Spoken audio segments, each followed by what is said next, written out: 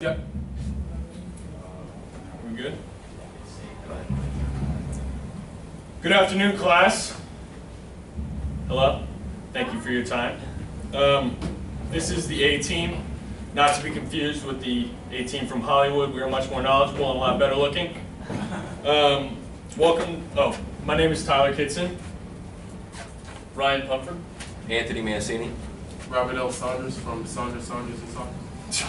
And welcome to the Walton Towers. Located downtown Seattle, this parcel of land is in prime location, right around the Elliott Bay.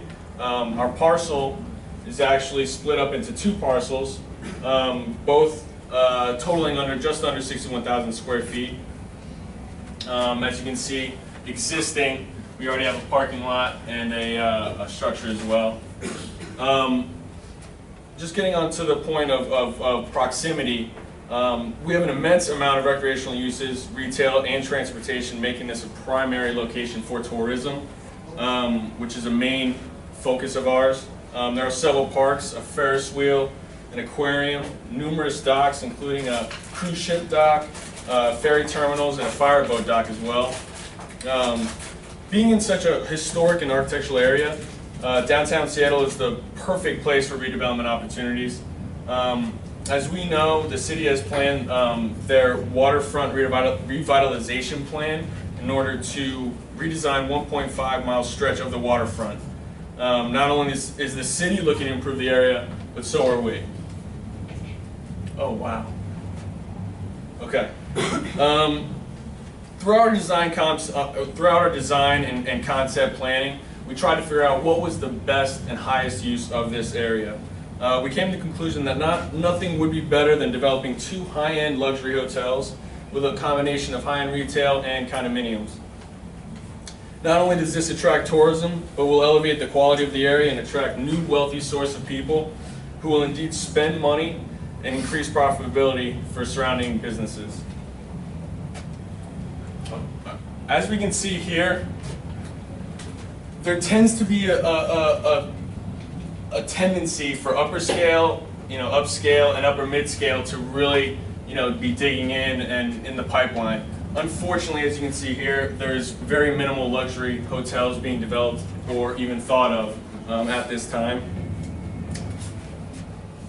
According to CBRE reports, there are only 4 luxury hotels in the area.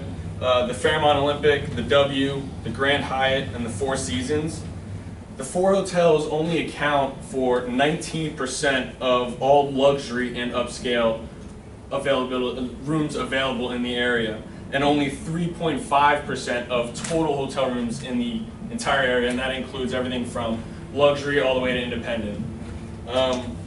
With only 159 rooms in the pipeline for new construction, it doesn't seem like there's much change happening here, obviously until our Walton Towers go vertical.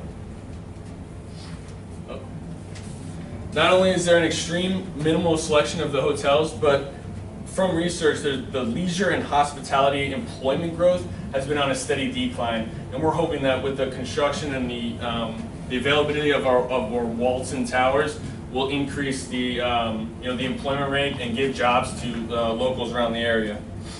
As Ryan will discuss in more detail, our hotels will include high-end retail, which will feed off of the hotel's continuous wealthy clientele. With a combination of new hotel rooms and high-end retail, it is not only viable, but almost needed to have some condominiums there. And what would be better than having some high-end condominiums to complement the waterfront views and the growing area. Altogether, the downtown Seattle area has been craving a new, exciting, and attractive hotel. The Walton hotels will work side by side with the city of Seattle and continue to push the success of the waterfront revitalization plan and boost the economy and in the right direction. And I'll pass this off to Ryan. All right, before you finish up, so are you saying then that your particular hotel is going to be positioned as luxury, or is it going to be positioned as upper?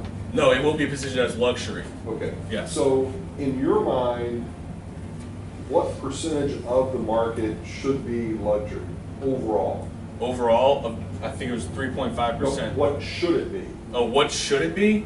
I feel like with the increasing area and the way that the Seattle is moving, it should be, I mean, eventually, I mean, around close to 8-9%. Okay. Definitely higher than it currently is. Yeah, Okay. absolutely.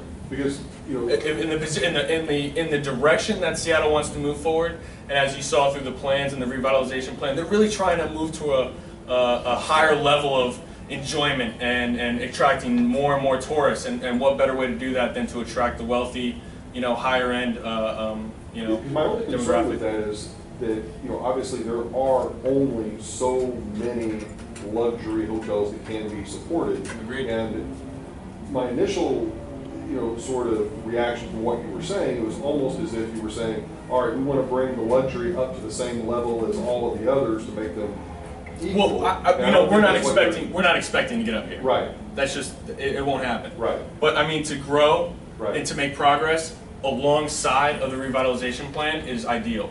Also, the positioning of our particular parcels Well, actually okay. gives us a better advantage over some of the other If luxury we, hotels. if you were more inland or in any other kind of area, you know, maybe we'd go in a different direction. But considering the location, I mean, there's nothing better than to have a luxury hotel in the prime. Right. I mean, the access to the amenities are right there. I mean, Right. walking distance all over. So, you know, May get into this a little bit later. Now, my understanding from what you are sort of saying, that you're going to have kind of a mixed use between hotel, retail, and condo uses. Is that correct? agreed. That Brian is going to be expanding on that. Okay, so is he going to talk about the condo Yeah, portion? yeah, he'll be touching upon that as well. Okay, because Yeah. the question I have, and you may want to incorporate that, is are your individual hotel units also going to be condominiumized as well? In other words, so they are just going to be strictly hotel, So- strictly condo, Yes. no overlap between the two? In terms of The option, I guess. being able to rent out your condo unit as putting it in the hotel pool? No overlap. There's no overlap. Currently not, but possibly, I think in the future. That may it could be done. a trend. I mean, if we see that people want to, or if there's There's demand the for it. condos sell out and there seems to be a trend, you know, that's something that we can adjust, you know, Okay. management wise and operations wise in the Okay. future. Okay. Go ahead. Right, as Tyler talked about, we've identified a market need for luxury hotel. And so that, along with some other needs, we came up with 3 tenets of our design philosophy centered around the luxury hotel to meet that demand. Like Tyler mentioned, we identified the demand for employment growth in the retail, leisure, and hospitality business. And third, with the removal of the Alaskan Way Viaduct, the removal of the parking spots that used to exist under it, we also sought to maximize the parking available in our facility. So the makeup of our development, the West Tower, that's the waterfront portion. That is a luxury hotel with 164 units. It'll include 25 high-end condos with rooftop terraces on the top floor. The ground floor, 27,000 square feet of premium retail to take advantage of the additional foot traffic from the waterfront revitalization plan. Around 200 parking spaces in this particular building to serve that building's need. And then to take advantage of the healthy lifestyle of Seattle residents in general, we added 50 bicycle parking spots. It'll increase the foot traffic and maintain the character. East Tower is set back slightly. This will have a luxury hotel with 70 units. It'll include 19 affordable condo units so that everybody has a chance to participate in the upscale work, live, play lifestyle. And almost 300 parking spaces, including 114 public day use spaces that are intended to take the place of what's being removed from Alaskan Way. And it'll include the 95 Watermark Tower condo spaces as well. So what is... And are you going to distinguish between what the price points for the high-end condos versus the affordable condos later, or are you going to, in terms of what the price points Yes, will be? Okay. absolutely, yes. Okay. All right, so what does it look like? This is the West Tower, the waterfront side. This is the highest technology, by the way. We spared no expense in this graphic. All right, as you can see, the ground floor has our retail space. We sought to maximize parking utilizing both underground and above ground parking. Now, you'll recall that the southern edge of the development is a designated green street. It's a spring street. So the facade of the retail all around this, the parking will extend above the parking so that from the street view, it doesn't look like just a random parking structure above some nice retail lots. When you get above that, this is the centerpiece of our entire development, is the hotel. Notable in the hotel is this 28-foot setback that came from protecting the views of the east-west running roads. How we're going to utilize that is having a complete wraparound terrace that's going to have fantastic water views.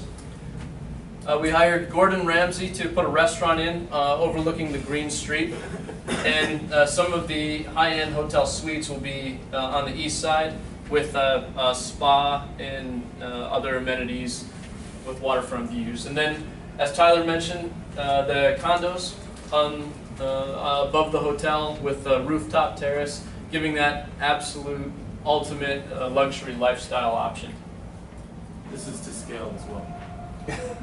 Actually, kind of It is. All right, behind the west tower, the east tower. We wanted to maximize our parking, including the parking for the Waterford Condominium Association. So again, some underground parking allowed us to maximize that opportunity. Above that, we have the affordable condominium and the hotel. Those are going to be served street side through a lobby and elevator. The hotel on the east building is going to have a rooftop restaurant and pool area as its main attractions.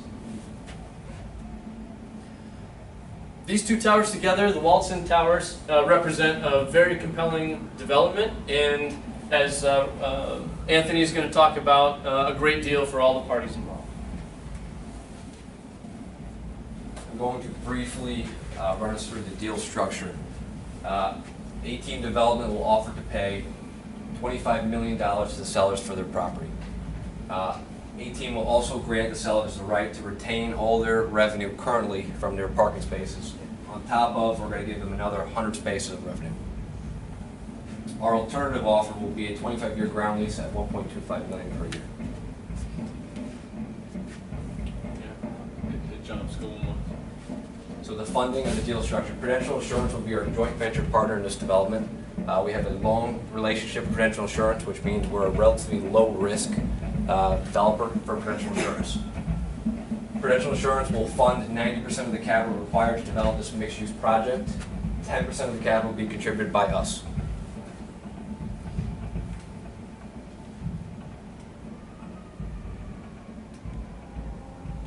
Development will enter into a pre-sale agreement with Prudential Insurance. The terms for takeout are as follows. 90% of the retail space must be occupied and paying rent. 80% of the condo units must be sold. 20% of the profit, or the project's projected profits, will remain in escrow until the hotel reaches an average occupancy rate of 70%. Once requirements are met, Prudential Insurance will disperse monies out of the escrow account to fund us. Prudential Insurance will retain 70% of the profits from development, and 18 Development will retain the remaining 30. However, 20% will remain in escrow until all the previously stated requirements are met. So go back to the previous slide, one right before that. So, okay, so that is, okay. So what, you have a construction loan, and once the construction loan is effective, or you're through the construction, you. So not really a construction loan. They're just our joint venture partner, and they're going to fund 90%. We're going to fund 10%. Obviously, we're putting in the sweat equity, and we're responsible for solely developing the entire project. Once these requirements are met, they will fund us 30. They'll fund us 30. They'll fund us 10%, and 20% will remain in escrow until we meet the requirements. And then they will fund the rest. Okay, just make sure, maybe I'm just missing something. So who is paying for the construction? Prudential Insurance. Okay, and so you're you're saying there's a takeout commitment. What is that takeout commitment? We have a pre-sale, so Prudential Insurance and us, we're gonna form an LLC, we're Yeah. entering into an agreement. We're putting in 10%, they're putting in 90. Right?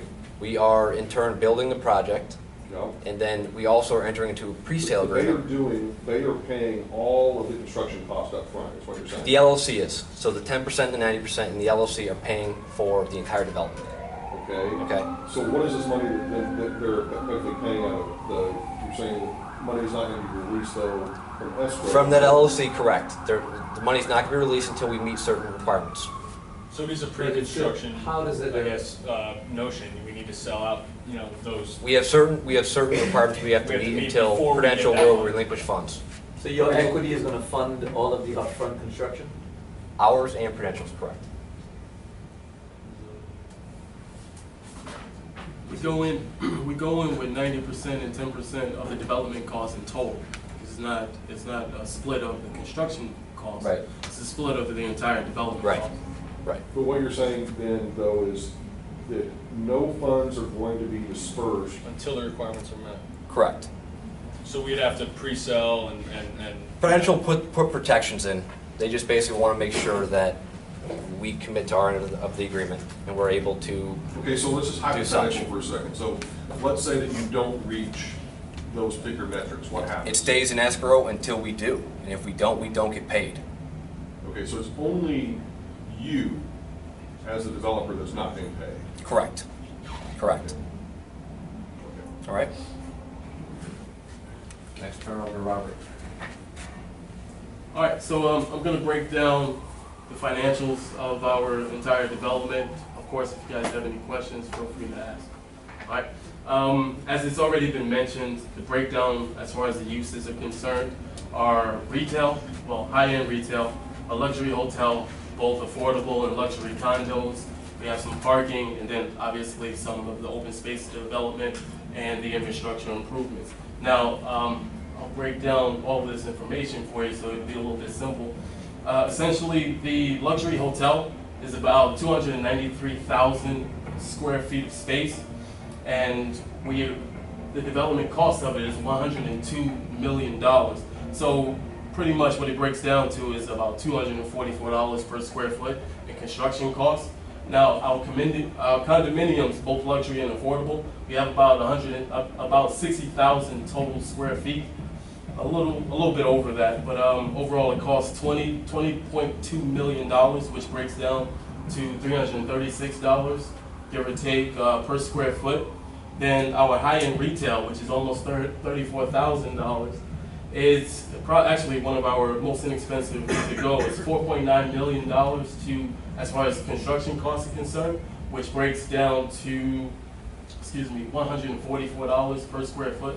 And then our parking structures, which I know you had mentioned, you wanted to know if we would talk about how they break down separately. Our below grade parking, we have less of it, but it actually is more expensive to construct, obviously, because we're in Louisiana, so it has that.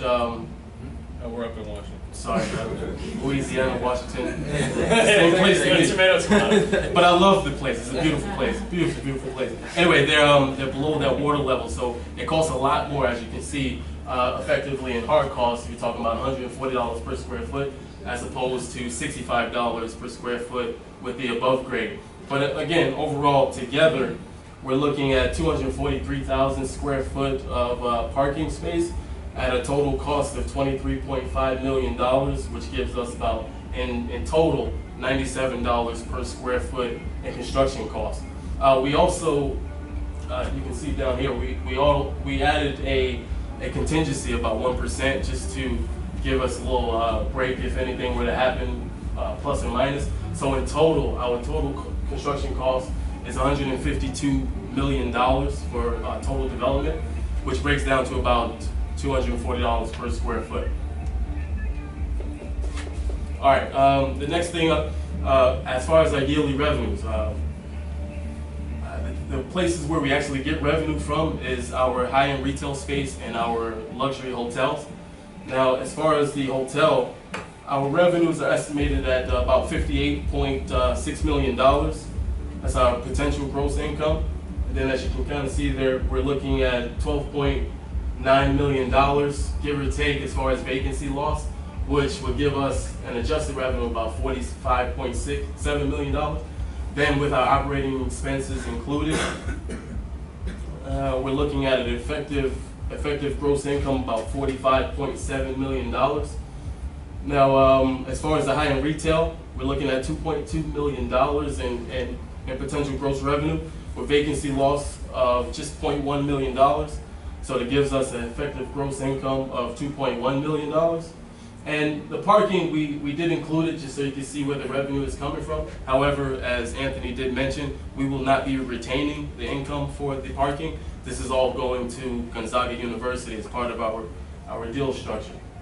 But you can see they are making up the same $1.1 million, actually a little bit more than what they were making on the parking revenue from before. So in total, what you can see is we have total revenues about $60.7 million with a vacancy loss of about $13 million. So that gives us an adjusted revenue of $47.7 million, which, well, 47.8, which is our effective gross income. You got a question? Your hand kind of went. No. I wasn't too sure. But anyway, after operating expenses, what we're looking at is a yearly NOI of about $28.7 million. Now,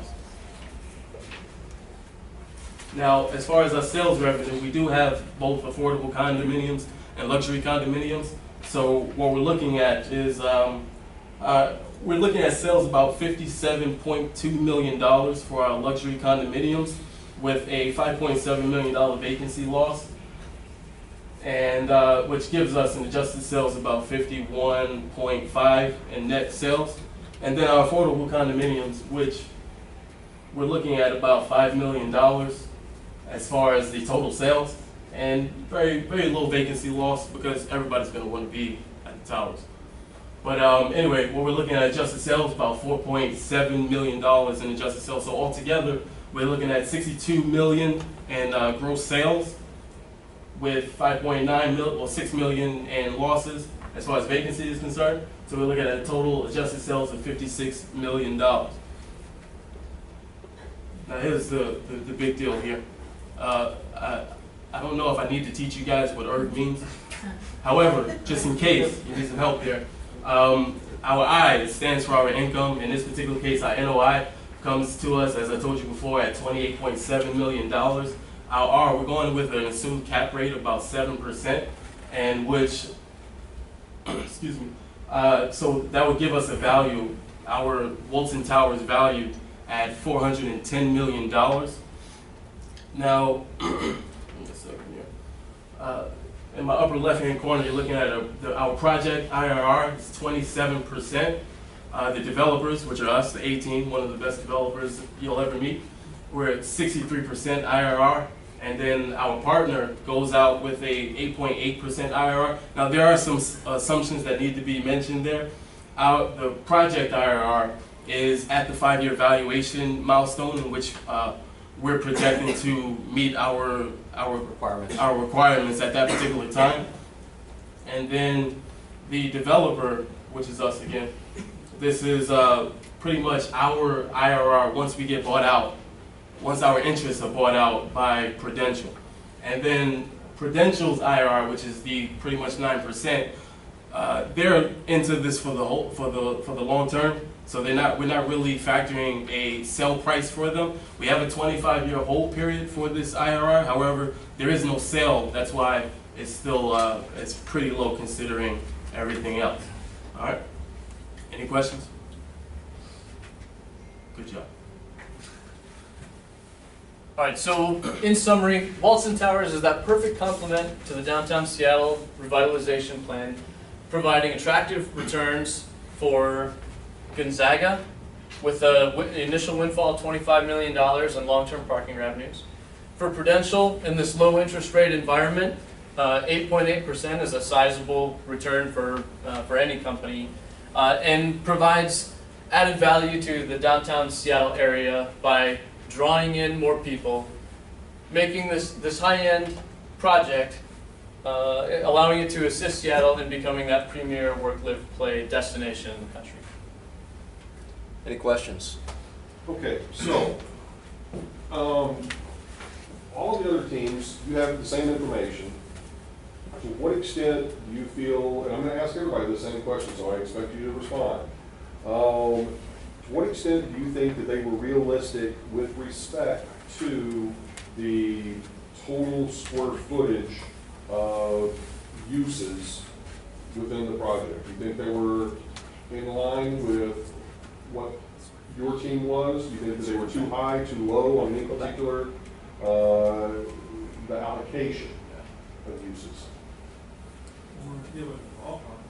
You wanna? Go to the construction. Yeah, the construction side has all the square footage. Keep going forward to Robert's slides. There you go. Okay. Now, relative to your projects, were you either really high or really low relative to them in terms of the square footage? Yep. We were in line with the hotel. Okay. We made that one of our major components as well, just because of the revenue it could generate. Okay. So we're in the same ballpark for the hotel. Okay, but you're not in the same ballpark somewhere else.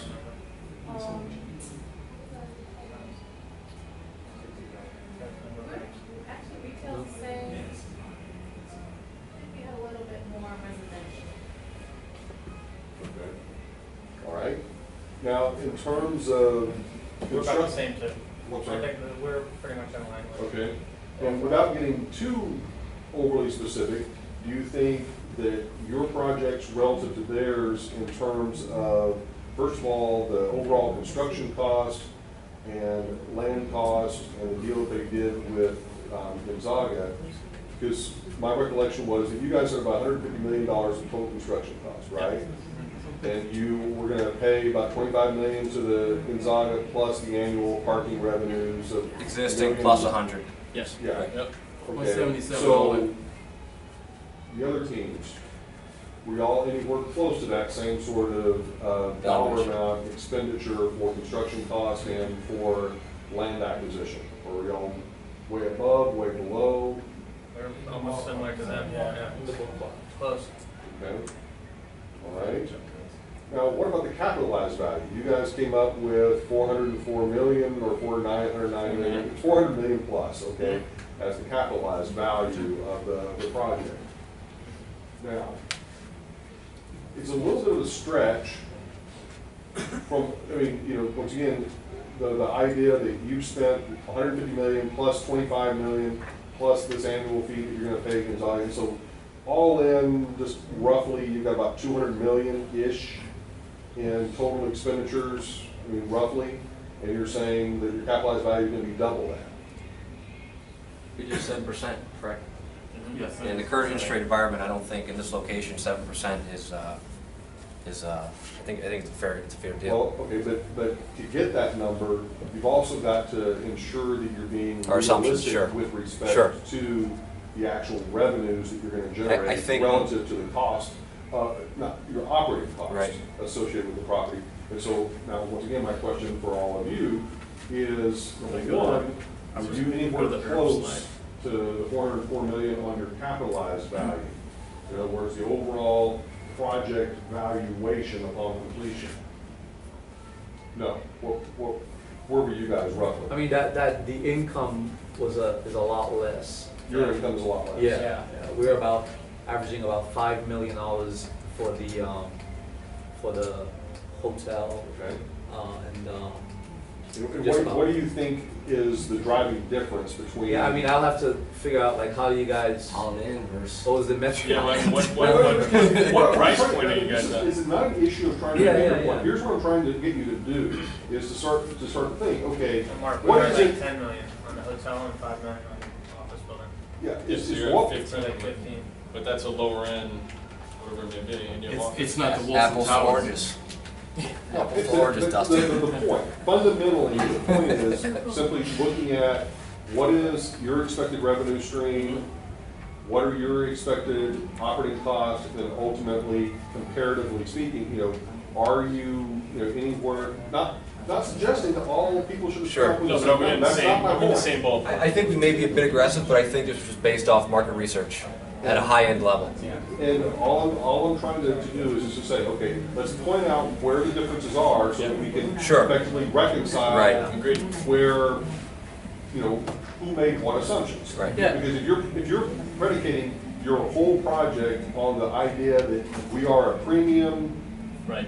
high-end, you know, hotel that's gonna be charging obviously premium, you know, rates for the rooms but at the same time, with that, there's probably also gonna have to be a lot higher Absolutely. Finish. expenses in terms of Yeah. providing those folks with the level of service that they're gonna demand for that higher Agreed. dollar amount. And so just sort of throwing that out there. Percentage do we use?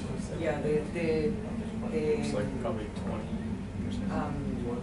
the margins on the NOI for the hotel sites are just way too high. Way high. The margins are too high for what? Way For the high. retail? No, For the hotel. For the hotel? And that's what I was, Yeah. That's why I'm asking these questions, because to me, it So you seems think a this little number should be higher?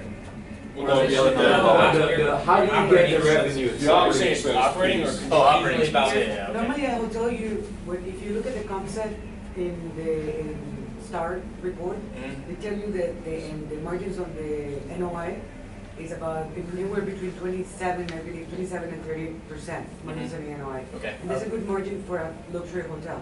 Yeah. So that's a regular standard margin for all the services and everything else that they have to provide. Mhm. And also the vacancy. that- Vacancy, I think we use about 40% To start, vacancy. and you have incrementally growth. We kept the 40% vacancy throughout. But where did you get the $250? You're saying it's That's- $250 a square foot? Well, we broke it The down revenue? by the room originally, and then once we got a total revenue from the per room, we broke it down, we split it by The square footage. by the square footage. Total of the square space. footage. That It's an metric average. seems a bit high. Yeah, we may be a bit aggressive on it, we should probably tighten it down, but for What the is most per part, room? it's We're where thinking we are. optimistically in terms of deal structures, you gotta feed the positiveness. Do you remember what is per room, your I can't ADR? recall. Don't remember. It's in our report that we sent to you guys. That was like a lot lower than that. Okay, And one thing to think about too that we found is that, you know, the higher end you go, the more employees you have to employ, your service operating wise, expenses are yeah. a much bigger chunk Yeah. of your operating revenue, say 45%, when it's traditionally maybe 38%. Yeah, I think we went some with And, 30 something, 30. around Although you 30%. can't get a higher, you know, obviously you get more for the room. Yeah. You know, a big chunk of that was actually Dustin's salary for the general manager. And So- also the amenities take up more space. Right, agreed. no, because, you Which also adds just value as because well. Yeah. you do have it positioned supposedly as a luxury hotel, you know, if the demand's not there, what are you gonna have to do? You're gonna have to lower Absolutely, Agreed. yeah. Right. your rates, and you know, what extent that eats Sure. away very, very quickly at. And I think we were pushing high mainly because of what's going on in the area around it. I mean, if it remained the same and they weren't doing this revitalization and really picking up the, you know, the quality of the area, then it wouldn't be the As right thing to do. Exactly. So, you know, we're thinking We're moving with the that trend this on plan's it, I gonna guess. continue to grow, yeah. And, you know, just philosophically, you see this part of Seattle or Seattle really being a super high-end luxury destination? We do, we absolutely do. Yeah, see, because Nate Robinson is from Seattle, and he's a phenomenal basketball player, so it's great. It's great stuff. No, I think it's good. Obviously, just like anywhere you go, there's a limited amount of luxury high-end, but I think offering it, especially in an area that's growing, will help that progression.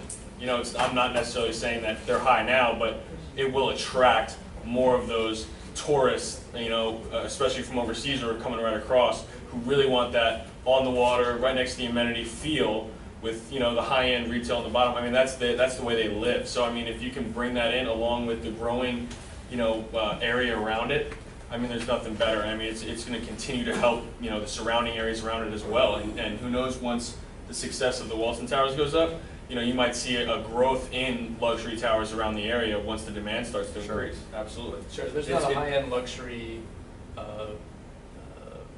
hotel area in the immediate vicinity. You Right. got cruise Centrally lines, located. you've got everything, and if it wasn't for location of where that was, we'd reconsider as we've mentioned. But with everything happening and the views and the area that you are in, there, you know, we feel like it's going to be, you know, the best option, if not. Highest and best. Exactly. Okay. All right, thank you very much. Thanks.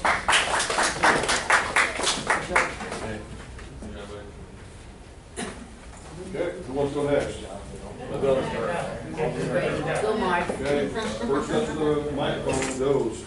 Right. Give it a little tap, don't hold it. You pull it up? Good job, man. We'll go over it.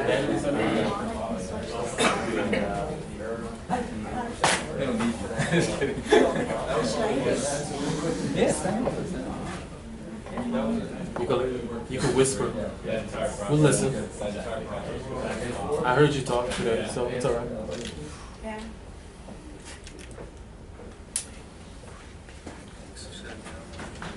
You could be the clicker. It's the laser.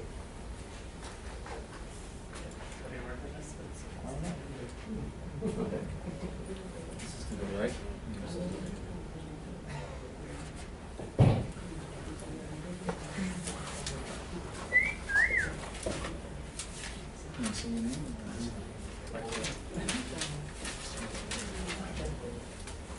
Okay.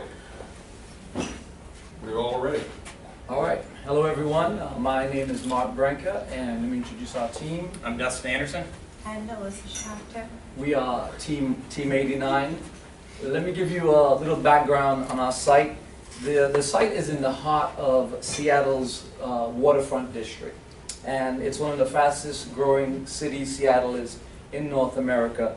And our team has been actively looking for development opportunities in the area. Now, a little more on the site in particular. It's right in here, and the site is a 2 prime parcel that was gifted to Gonzaga University by a wealthy donor. And we were naturally excited when we heard about the opportunity for the request for proposal to either purchase or to develop the site. Now, we know that the university understands the value of the site, that it's a prime property. Right now, there's cash flow coming in from 2 parking garage and surface parking right now. And right now, the university is really weighing their options to either hold on to the property, maintain title, and benefit from its long-term value, or to maybe sell it at a premium because they know values are so high right now, and maybe be a part of some equity, have an equity participation in a deal. But they want to make sure they minimize any development risk that might be involved. So our concept answers the desires of the university with a balanced approach. And in our investment concept, it responds to the demand in the local market. It conforms to the site constraints and the regulatory guidelines. We don't need any variances or zoning changes, and it's very financially feasible. We propose the Waterfront Center. It's a mixed-use center that includes an 11-story, 5-star condo hotel, 91,000 square feet of Class A office space, 38,000 square feet of retail, and 726 parking spaces.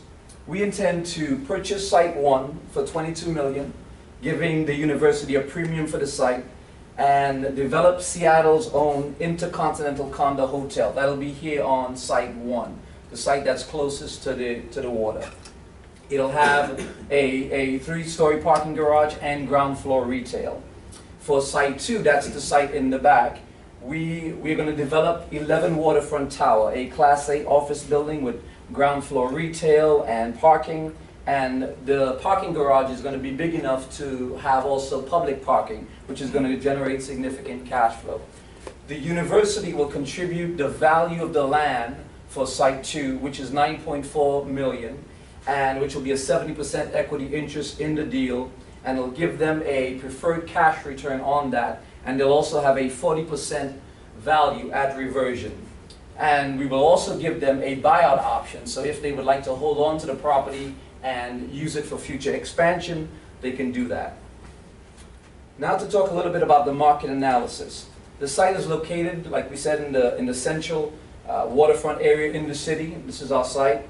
It's in the downtown CBD, which is great for office buildings.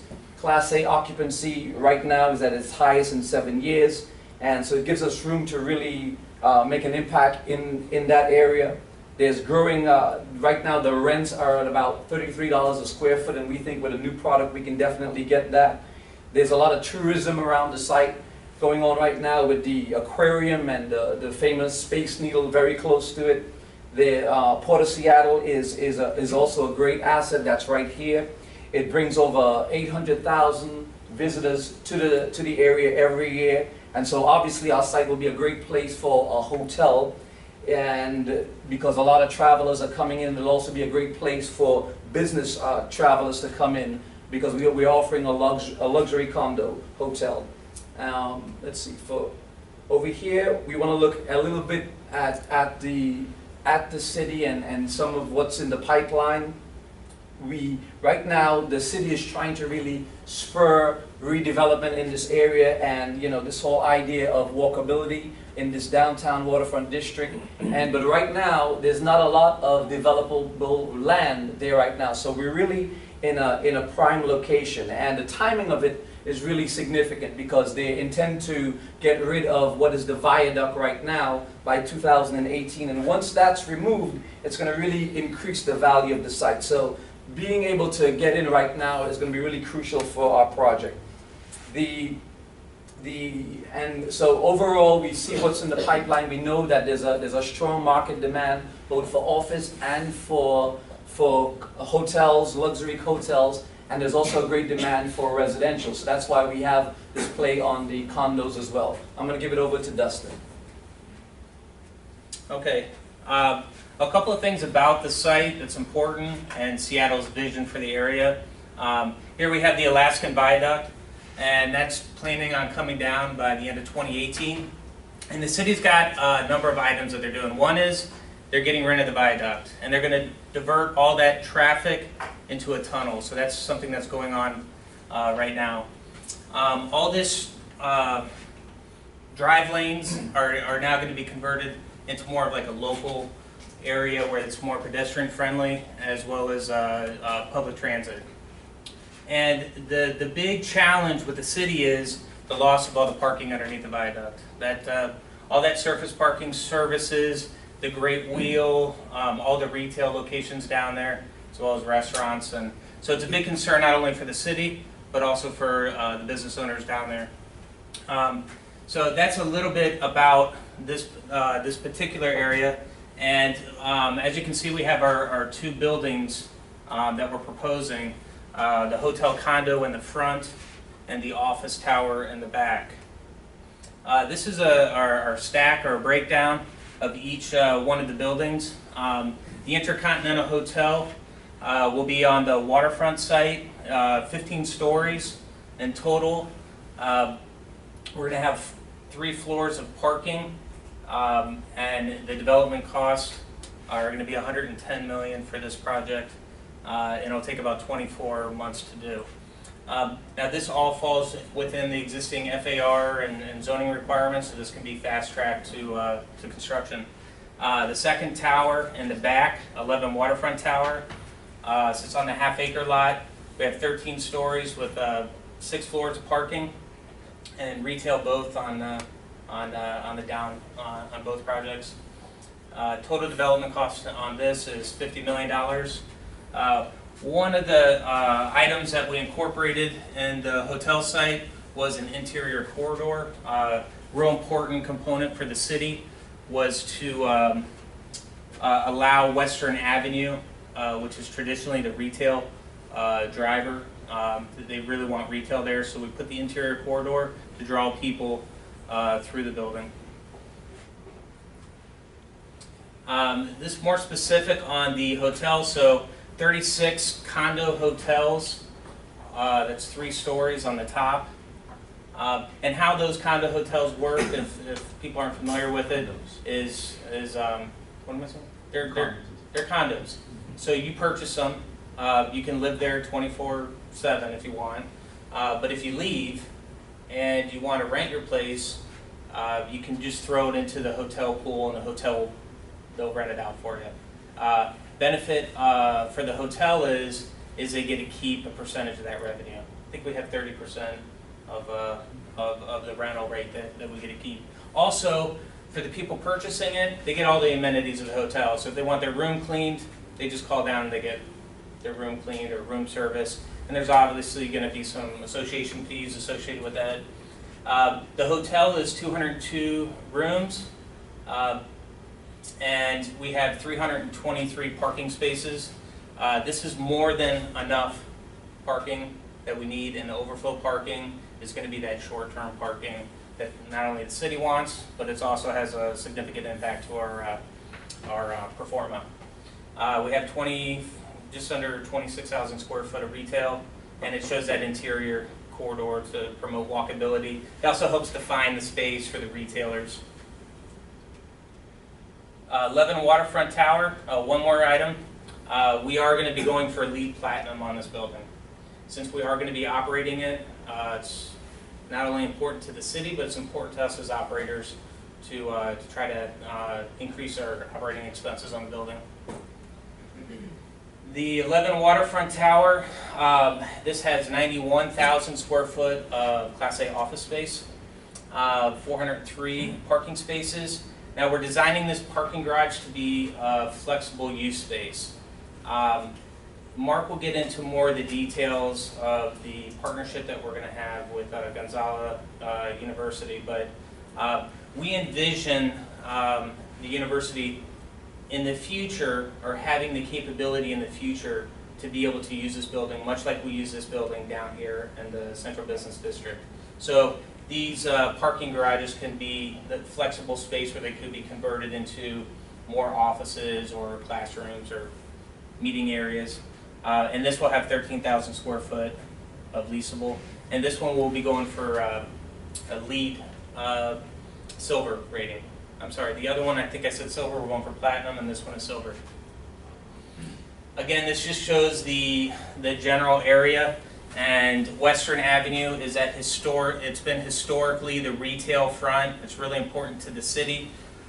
Slowly that will probably be converting over to the Alaskan Viaduct Boulevard as they create this world-class park over here. But it does give that circular flow, having the interior corridor and the cut-throughs, and it is viable to have retail on both sides.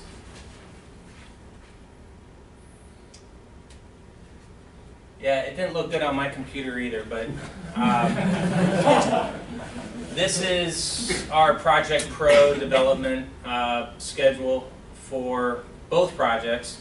So we have 730 days roughly of development.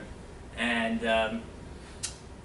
the hotel condo, man, it's really sad it didn't come out well, but when we built this in Project Pro, we put all of our development costs, our budgeted cost, and the timeline. We actually built it in two different models and then merged the two since we're doing the office. But we're going to start the hotel first and get going on that before we start the office, with the total project taking 29 days. So that's our development schedule. So in terms of using the Project Pro as a software tool, what, if anything, specifically was beneficial, I guess, from the standpoint of the project, of you guys using that? Well, it really put the whole thing into kind of like just in a context of, I mean, it's easy to say, oh, this will take 12 months to do, but then when you start actually plugging in all the different things that have to happen, and then you say, you know, a couple days for this, 5 days for this, you realize that, you know, it might be not realistic to get this thing done in, you know, 12 months. And we're trying to be conservative here too. All of our numbers are on the conservative side, not the aggressive side. So just so it fits into our performa as a worst case instead of a best case. Going off of, I guess, since we can ask a quick question. how exactly is a garage like a turned into like a flex space? Like how do you take a parking Right. garage? I'm just visually. Yeah, I'm just so trying to- like the access ramps going up to each level, they wouldn't be necessarily part of the structural formation of the building, so they could be collapsed and you could have that whole floor as a space. So if it's the floor, if you change it, it would end up being a permanent change. yeah, but you could also put it back. You know, you want to make the structure, you know, you can't change the structural components of the building. So on the parking garage, the floor drains for you know, runoff and everything, being able to strategically place the floor drains for runoff to be able to be converted into a bathroom or plumbing. So, And part of our concept was the fact that the city is really trying to sort of push this whole idea of walkability, not so much, you know, cars coming to the downtown area. And so that's, you know, that's part of a play on that approach. and that might be, you know, right now, you know, no matter how walkable a place is, people still drive. But maybe in the future, Right. it's possible, like 30 years from now. And so if it is, that need for the parking might not be there. The last time I talked about is just, you know, the things that we're, the community considerations and how we're kind of weaving this project into what the city wants, what the university is looking for. So we talked about the flex space, you know, the bicycle racks. That is a requirement from the city to have bike racks to promote that walkability. The construction project will create 900 jobs during the construction, with 500 permanent jobs. That's directly and indirectly within the hotel.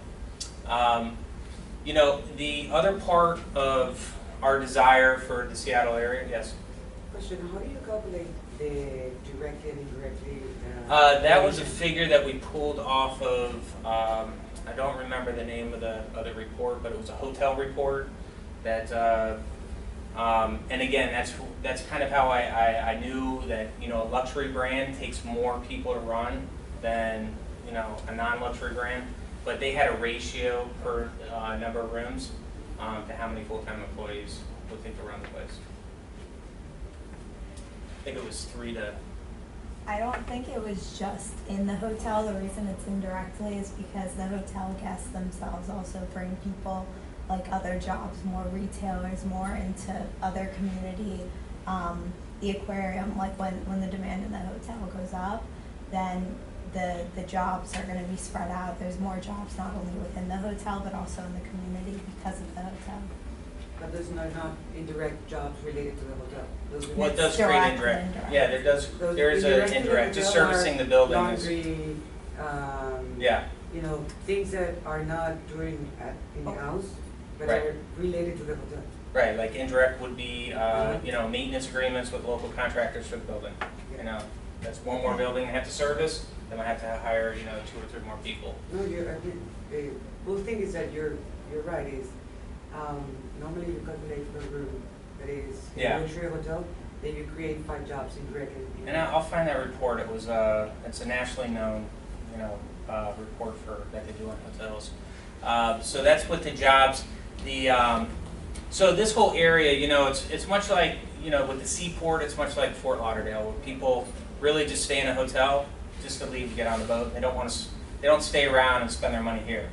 So by, you know, putting a luxury brand, it's really, you know, people say, hey, let's stay in Seattle for 3 more days before we get on that ship. And it's really trying to promote people staying, coming off the boats, but also, you know, having another place to stay in the Seattle area, which is really lacking, as Team A showed, high-end hotels. Mark's going to talk more about the financials and what GU is going to be getting, but they're kind of getting their cake and eating it too. They're getting the money that they desired, because that was one of the things. They're kind of having an internal tug of war. Do we sell it because we need the money, but we'd really like to participate or have future interest in the site later on in life. So this kind of gives them both. 726 new parking spaces. City's gonna, you know, really love that with all the surface parking being eliminated. and then you know, LEED certified and being conscious about, you know, what we're building, what we're leaving behind. The acquisition and deal structure, Mark's going to talk about that. So just a breakdown for Site 1, which is where we're going to build the Intercontinental Condo Hotel. We plan to purchase the property for $22 million, fee simple, from the university. And we're going to partner with a Hospitality Property Trust, which is a well-known REIT that specializes in hotels. And they're going to have 70% equity interest in the deal. For Site 2, Waterfront Tower, we're going to partner with the university and give them a 70% equity interest in it. They will contribute the value of the land, which again was $9.4 million, and that'll give them a 10% preferred return on that investment, and that'll, on a 10-year holding period, give them a 13.64% IRR. They'll also get a 40% value at the sale of the building after the 10 years.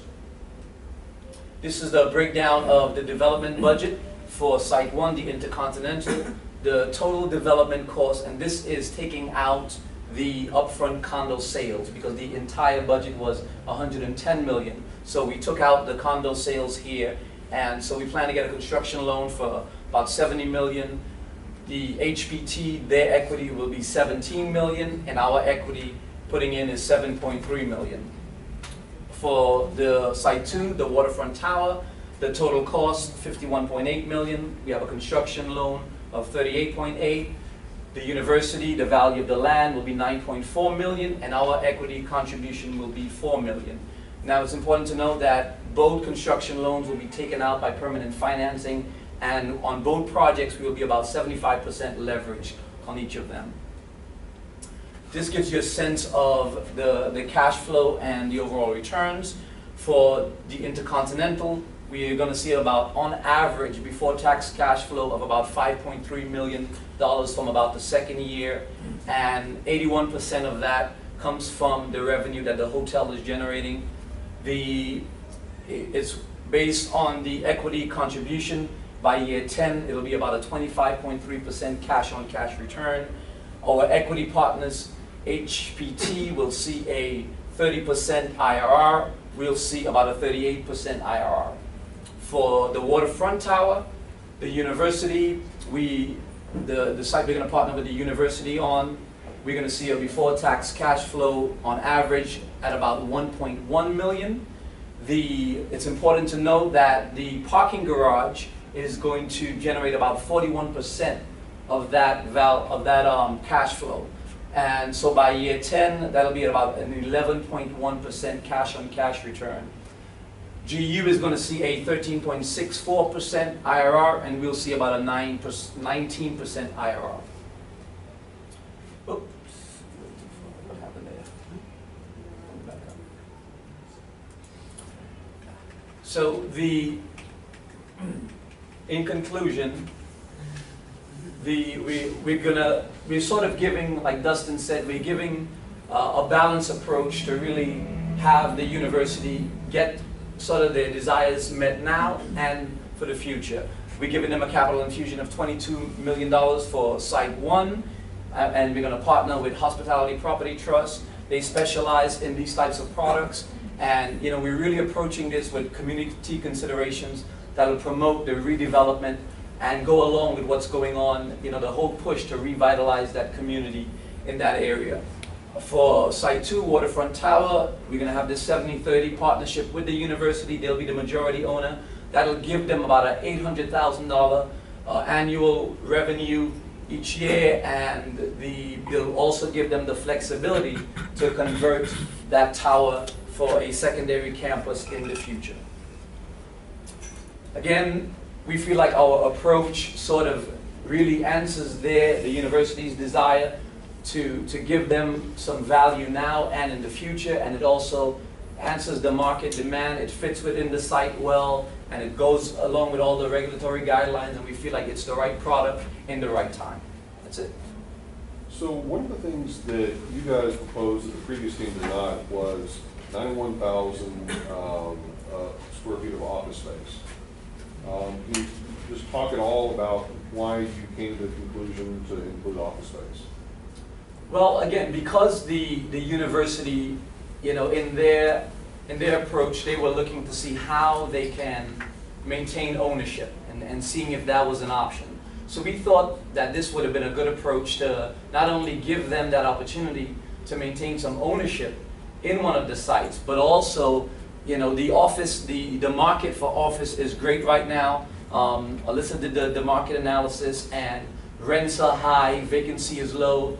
Definitely we feel like, you know, we can probably pre-lease about 80 to 90% of the office space there, and the industries there with the growing technology and the types of companies that are growing there. We know there's a lot of great internet companies that are in the Seattle area. So we feel like a Class A office space, you know, we can't go wrong.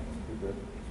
The other thing that to make a comparison between the previous group and your group, you know, you guys really weren't that far off in total construction budgets. Yeah. Right. You know, you guys, your total construction budget was 162 million, theirs was basically 150 million. So, you know, in the scheme of things, not that far off. You know, for supposedly, you know, realizing you both have somewhat the same sort of constraints with regard to the building envelope, and assuming you both try to max it out as much as possible.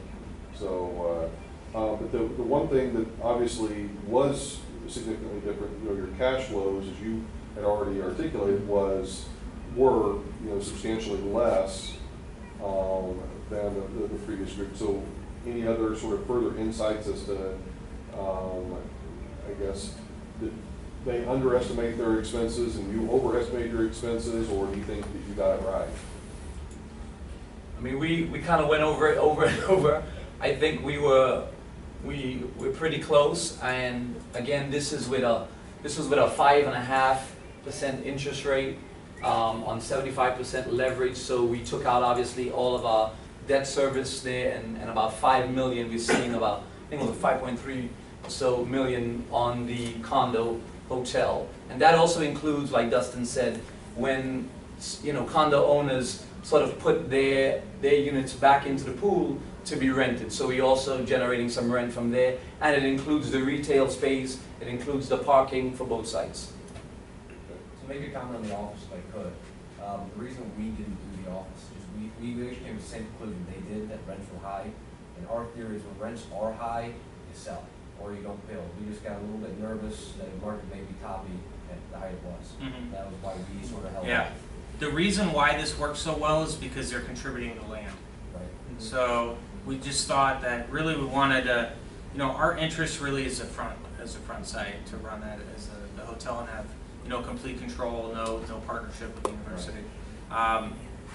So, but that being said, in the back, we could still be a partnership and still get a contribution, but our equity contribution is so little. We actually started off a much lower, and then we raised it up because it was Based on how you structured it, it makes sense. yeah. So, you know, this was kind of like the hook that we wanted to get the university to be, you know, because when you read what they wanted, they weren't really sure. They wanted the money, but then they wanted to have future interest. Yeah.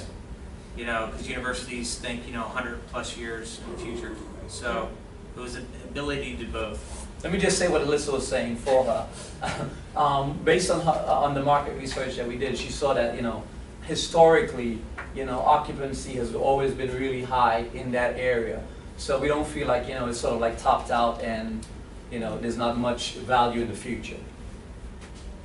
So one of the other reasons we didn't do office space is because we had a hard time finding out how to get around the floor area ratios. And so, like your back building is all parking and office. How did you get around the floor area? Right, so the beauty of that was the parking does not count into the FAR. So we were able to have enough space just as far as the FAR into the office alone and get that amount of square footage. Okay. And this is a minor thing, but I'm just curious if either team can kind of address this. One of the things that you would think you would be almost identical on would be the amount of retail square footage. And you guys had 38,000 square feet of retail, you guys had 27,000 square feet of retail, so 10,000 square foot difference. So I how think is they it- had, I think they had like a significant, a setback on the ground floor, did you? We used the 2-foot setback On the ground floor? on the ground floor. Right, so we didn't have any setbacks. Remember, we had that discussion that I felt like, you know, the city is really trying to, you know, maintain density there, and while there is some upper floor setback requirements, they didn't really require any setbacks on the ground floor. So we maxed out, and we also did that sort of walkthrough in the hotel tower that, you know, promotes walkability and that sort of thing. And I think that also that would go to explaining why your construction budget maybe was a little bit higher, because you did manage to add a little bit of. And we put in some money for TI too in our development costs. And here's a, you know, I just have up here so you guys can see some of the assumptions that we used and getting to our net operating incomes. What was your caps? Can't see your cap rates on all your different columns.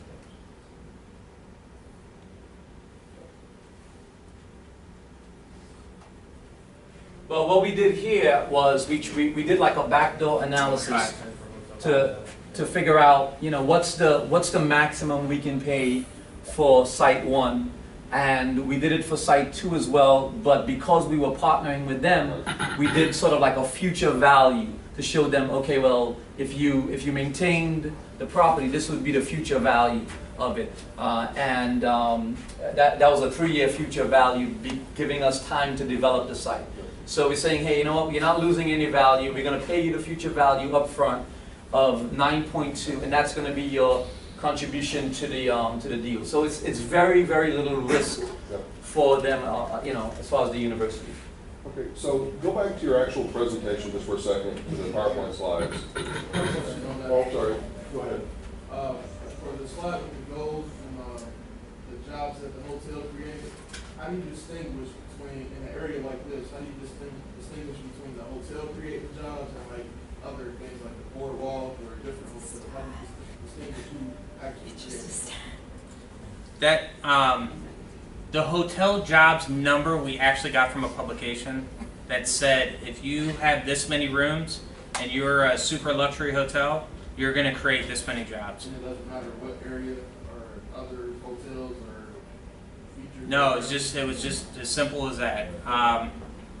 The same with the construction costs, and I don't remember the names of the publications that I got it from, but it was the same with the construction. For every $100,000 in construction, you create this many, you know, temporary jobs. They're for the duration of the construction, but you know, those came directly from a publication.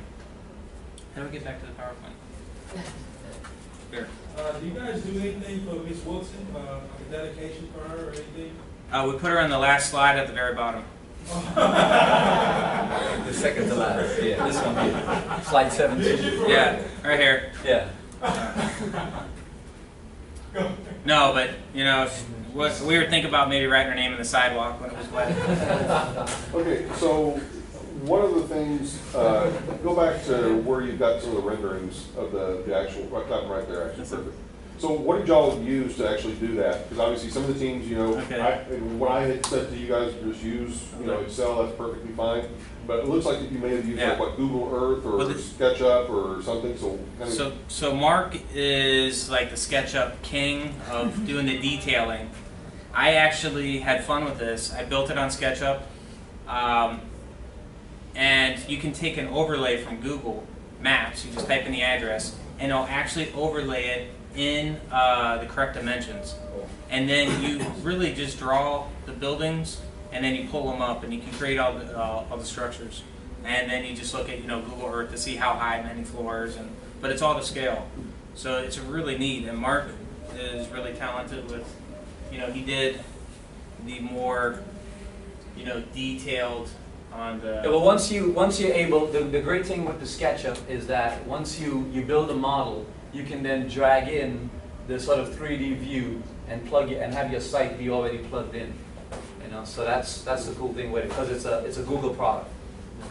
Really about 2 hours of just playing around with it, and you can figure it out. It's not. It's, Yeah. it's very easy. It's extremely easy. Can I borrow that? And then we did the same with the buildings here. Once you make one building, and you can rotate it, look 360. You can go through the corridor. Yeah, you can go through. How much is that application? You get it like 30 days free on trial. So there's a free version too, which doesn't have all the Okay. extra features on it. But All right, other questions, comments? You guys mentioned you were going for LEED Silver and Yeah. LEED Platinum. How did that affect your it did. financials? On the hotel, we could afford to do it. On the office, being that we use a lot of conservative numbers, we did struggle trying to make the office work. We had challenges but we did have it in the budget to do it. But it does. I think it increased by like 5%. I mean, I think because like it being Seattle and the whole revitalization push, I think it was just sort of the right thing to do, and we probably could have increased our returns if we didn't do it on the office, and still, because occupancy is so high, still, be high in our Yeah. occupancy, but still we felt like it was the right approach. And it's a university. We really try to keep their thoughts, and they want to have a good reputation. They don't want to have they want to put their best foot forward in the community. So any other sort of issues of maybe reconciling between your groups and theirs? Anything else that sort of stands out? I think one of the reasons, another reason why maybe our profits were much higher than theirs is because they dedicated a lot of space in that back for just pure parking, and we have more uses or at least more square footage dedicated to our uses Yeah.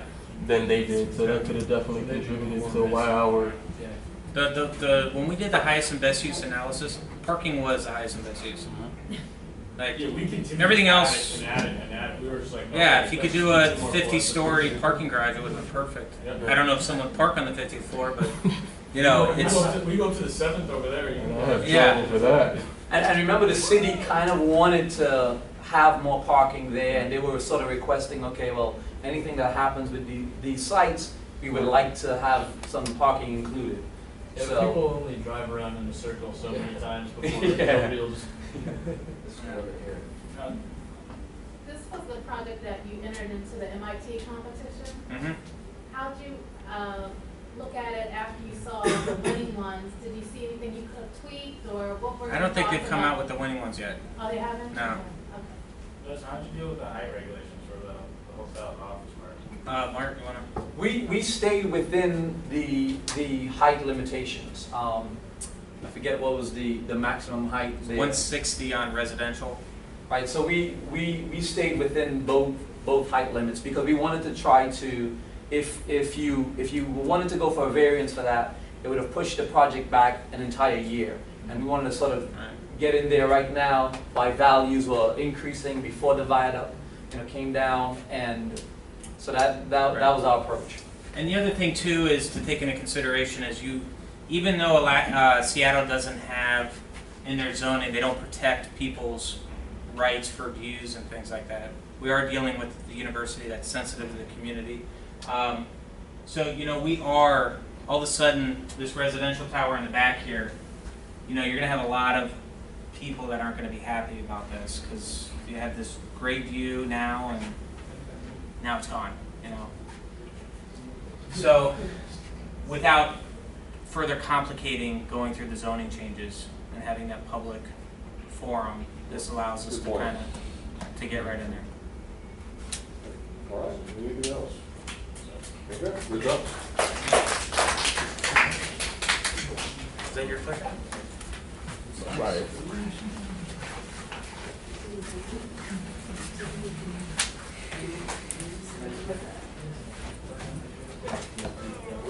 Clickers on rotation. Oh, it's one of you guys. Thanks. It's on that side, just. On this side? Yeah. Hey, Johnny's in class. Oh, yes. You're here. I'm here, baby.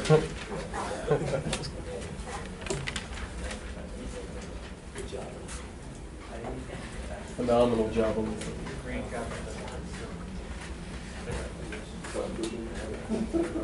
Best button pushing I've ever seen. Smile.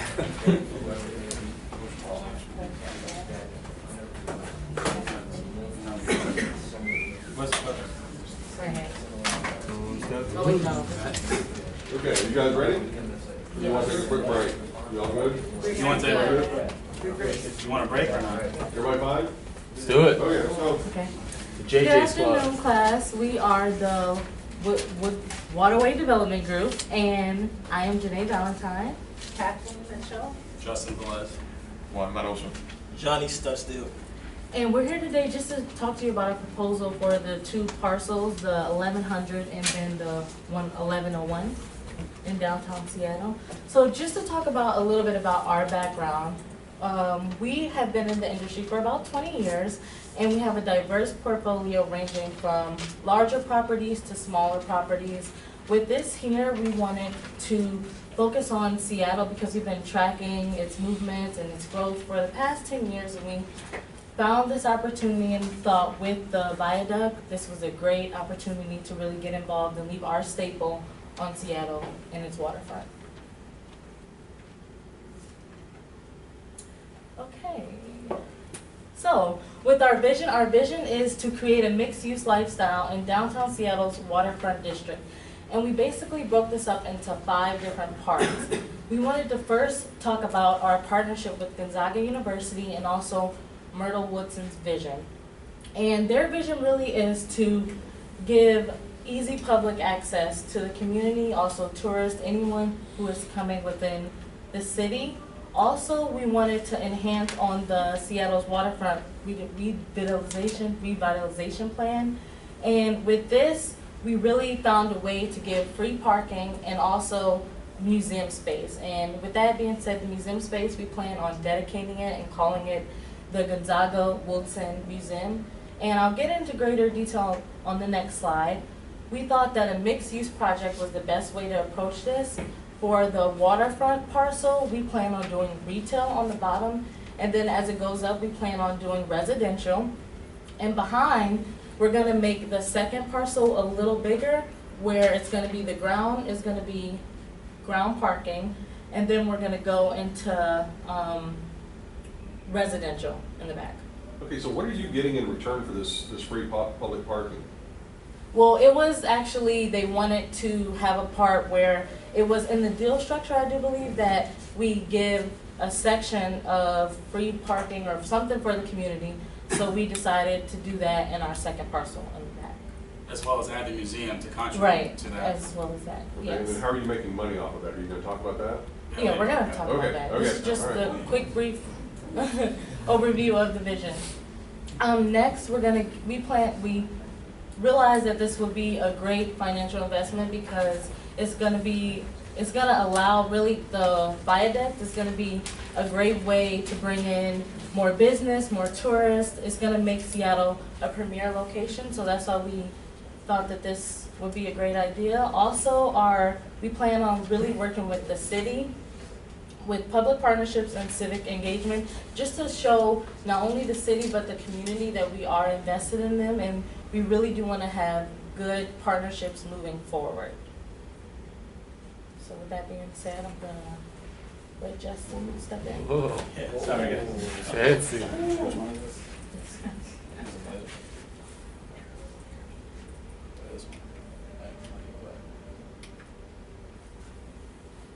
Okay, sorry about that. Okay, so currently there's 2 parcels, 1100 and 1101 Western Avenue. Right here, 1101 Western Avenue is facing east, and that's the waterfront district, right in front of the Alaska Way Viaduct that within 2 years will be gone. Both parcels are currently zoned DMC 160 commercial. So our proposal of a mixed-use residential as well as a hotel will be able to do that due to that zoning. Right now, the 1101 Western Avenue right now has about 35,000 square feet, 35,230 square feet. providing about 130 parking spaces for the public use, basically first come, first serve. Right across the street, parallel to it, is 1100 Western Avenue, which is actual parking garage. That's 25,565 square feet, and it's also a 4-story parking garage. As she mentioned before, we wanted to include apartments, residential, retail, and hotel. So on the first parcel right here, this is going to be our goal is to build a 7-story building where the top is going to be residential. The first floor, the base, is going to be retail.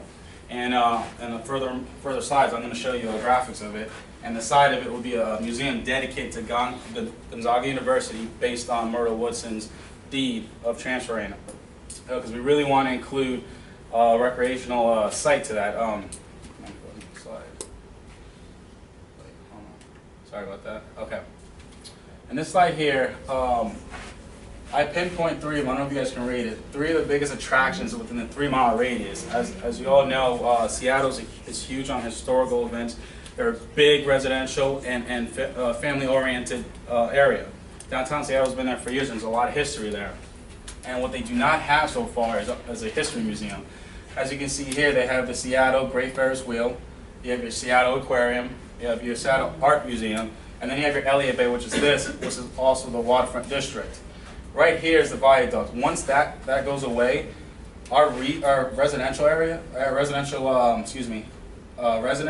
have a better view of Elliott Bay, and they'll also have the museum, which is going to be right here on the corner.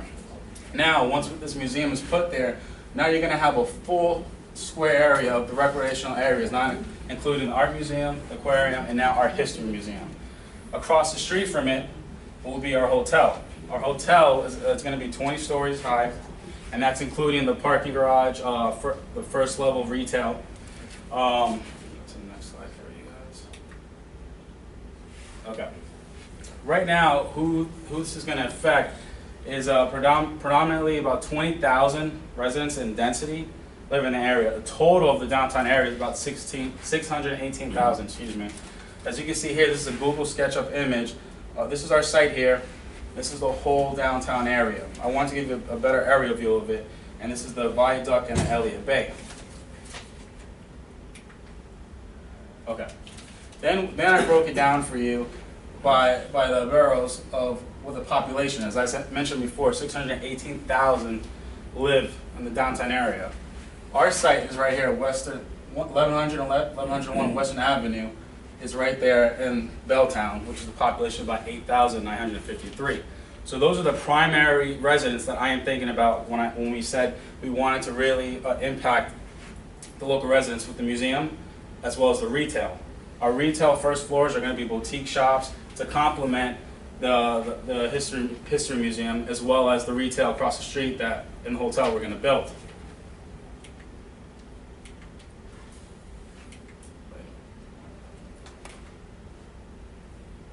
Sorry about that. Hold on. Video. We went back. Oh, going back.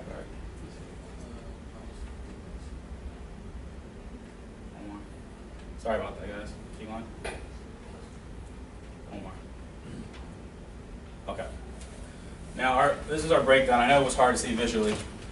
Right now, as I mentioned before, our first floor for 1101 Western Avenue, that's going to be facing Elliott Bay and the viaduct that's soon to be gone. Our first level is going to be retail. On the corner up there, which one's the laser on this? Okay.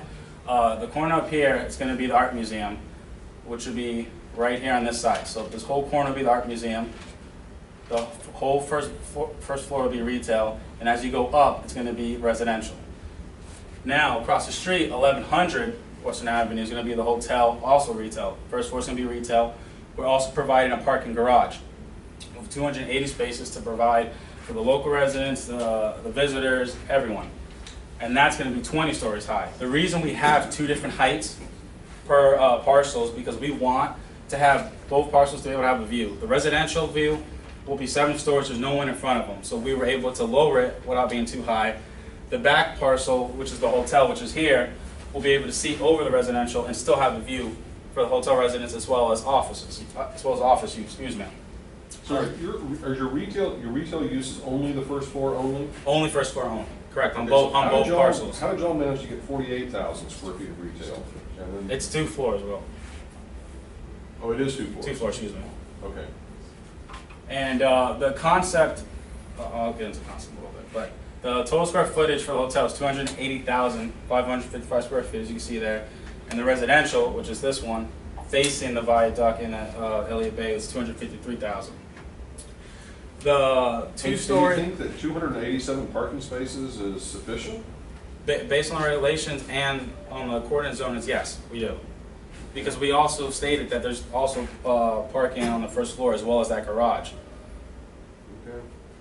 Now, the reason we got the 2-floor retail concept is a bit different, but it's usually for the resident retail, excuse me, the Gonzaga University is going to be 2 floors. So we wanted to be able to complement that second floor for the museum as well.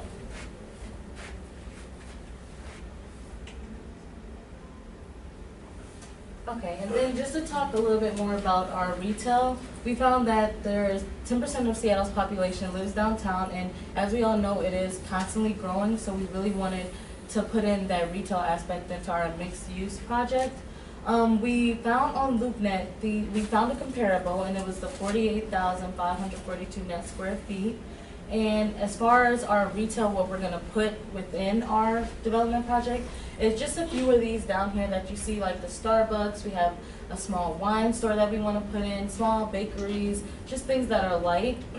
Also, as Justin had touched upon, we talked about putting in a museum just to honor and really talk about Seattle's history. We want to include everything from sports to its emergence, and then also as well as in the museum, we just want to highlight Myrtle Wilson and the university and its contributions that it's made to the city thus far. So with that being said, I'm going to pass it over.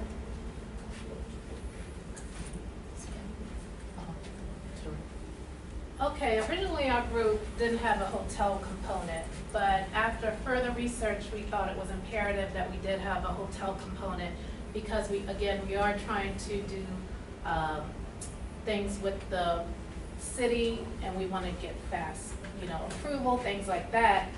There are a couple comprehensive plans we looked at that kind of solidified why we needed to do a hotel component. And one of the biggest things we found out was we looked at the report for Visit Seattle 2014, their annual report. And this was crucial in us switching from office space to hotel. And I quote from the report, in the past 5 years, Seattle has turned away more than 300 conventions representing nearly $1.6 billion in future business due to date availability alone. So we had to have a hotel in here just because of the ROI would be great and we'd get a lot of support from the city of Seattle. Another comprehensive plan and report we used was Seattle 2035, which really stuck out to us. This report and plan noted that the city of Seattle expects 120,000 new residents and 115,000 new jobs by 2035, all in the downtown area. So those were big. So as far as our hotel component, we did go on the LoopNet and we saw a sold comp for $150 million in 2007. It was a nice newer construction hotel. The property was about $500 per square foot. We're going to ask for $650 per square foot, mainly because it's going to be on the waterfront location.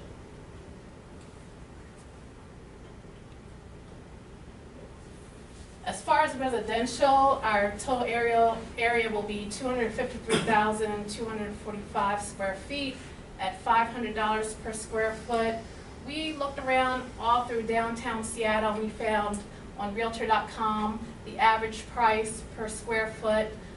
Vacancy rates in Seattle have always been historically low at only 3.7%. We found that on LoopNet as well as Realtor.com.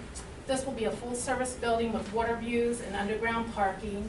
And our target demographic are young to mid-age professionals, 25 to 54, with average incomes of 60,000 and above. We really have to research some comps to come up with our financials. As far as multi-family sale, we noticed in Q4 of 2012, there was a sale of $150 million of a 300,000 square foot building. Again, it was a Energy Star building built in 2008. It was low rise, and that was a price per square foot. As far as retail sale in downtown in Q1 2011, most of the sales are going for about $1,500 per square foot. So we use that comp. And as far as hotel sales, there weren't a lot of hotel sales, but we did find one in 2012. It was an older building, 1969, that sold for $183 per square foot. So we're going to definitely go a little bit above that, or actually much more above that. So Now, do you think that retail sale comp is useful? how do I go back? The retail, yes. Why? Because when we looked at LoopNet, most of these were built within taller structures, just base level sales, and the average was $1,500 per square foot in that downtown Seattle area. But you're only referencing one comparable, and it's only a 1,500 square foot space, Yeah. which to me is probably not comparable because it's a very small space. It's probably going to be the price point's going to be dramatically higher than what it would be if you're selling more in trying to value bulk space. Mm-hmm. Well, this spot here, I believe it was further away from the water, so we possibly could get more. But when researching LoopNet, what I did see was the average price per square foot was about $1,500.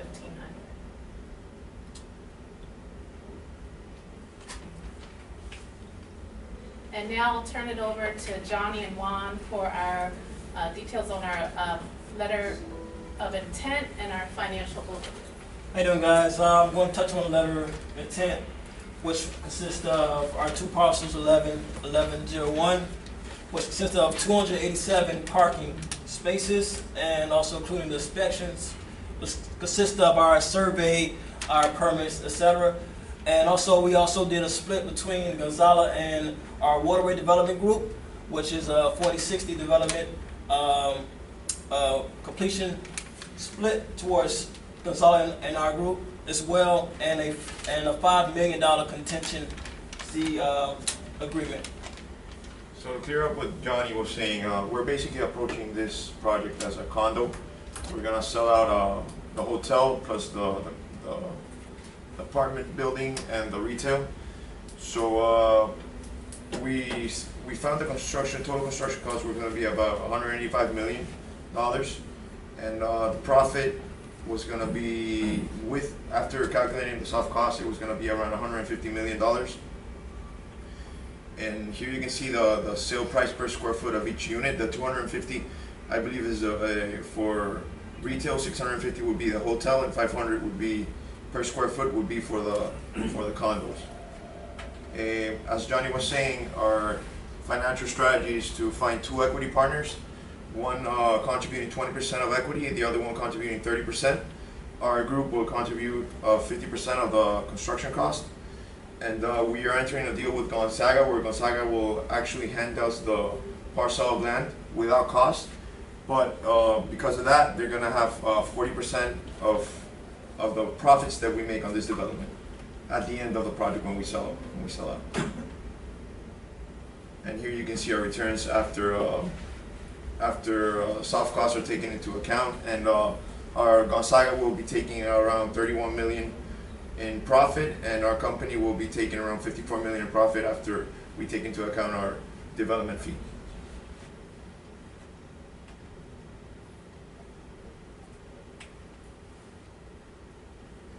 So welcome to the new. Welcome to the new 1101 Western Waterway. Thank you. Can you go back to your financials? Okay. one more, actually. All right, so, the construction cost for the first line, that's your retail, correct? About 126.22? Yes, Yeah. I believe so. Okay. And the second line, it's not labeled there, I guess that's the hotel? Yes. Okay. And then the other one is for the condos. And the other one is for condos, okay.